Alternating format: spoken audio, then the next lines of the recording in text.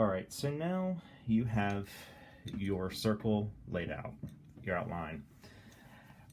Before we start, you need to basically create a parameter, some borders with inside your sphere to know how far we're going to shade. So, for example, what I would do first is divide your sphere with a crescent line that is going to break up the sphere into the light and dark portion of light and shadow. And basically what I'm doing is I'm just kind of sketching in the core shadow, or core of the shadow. Next, I'm going to create a little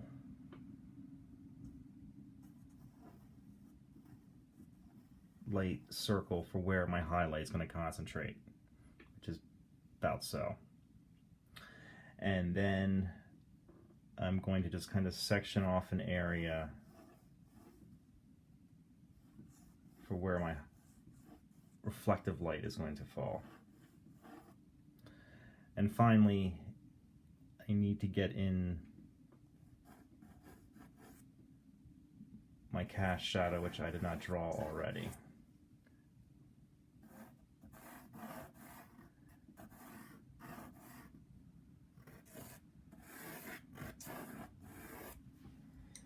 I'm using a 2H. If it's a little too light, you can switch up to like a 4B, 2B, depending on what you have. I think a lot of you have 4Bs. Just once you switch up that drastically in pencil softness, just make sure you're just drawing everything a little bit lighter. All right, so we're going to start with that. Now, what we can do in order to kind of break it up, you can use a 4B here, and we're going to start with our, say, our core of our shadow and our terminator area. So I'm going to just start lightly putting in a dark value. And what I'm going to do is carry that through the entirety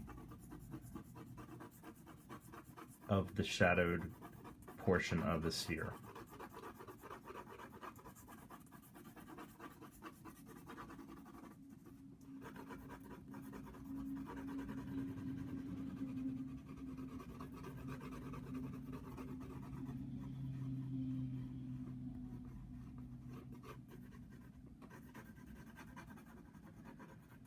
Be very cautious of edges. That's important. Remember, edges are basically our lines. We want to get rid of our lines, but we want to keep crisp, sharp edges in order to make our sphere pop out from the values, the background, anything that's around it. But we want to get rid of our lines so it's not flat. So we can start out with something like that. And then depending if you have a tissue, tortillon, I would use a tissue or paper towel. You can go over and smooth this out very carefully. Like right now, you don't want it to be too dark, because the value that we're actually placing, we're going to use this for our reflective light. And we're going to make our core shadow a little bit darker. So I'm going to go back in.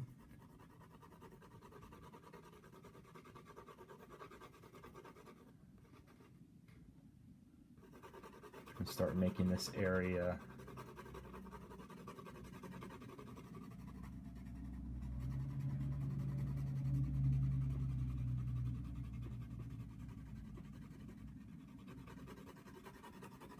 a little bit darker. And I'm going to bring it out to the edge.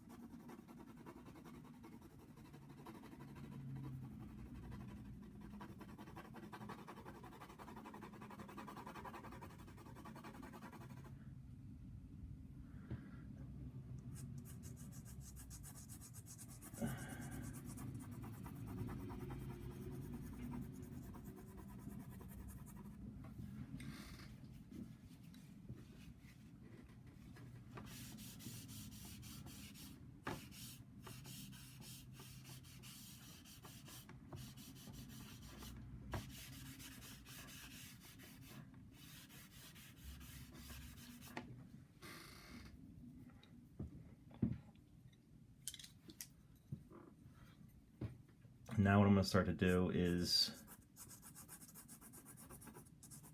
start to sketch in that terminator value in between.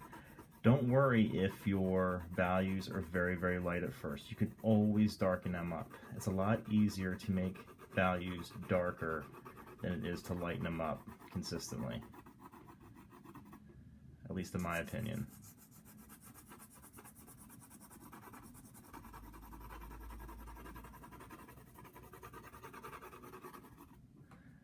And as I'm doing that, I can slowly start to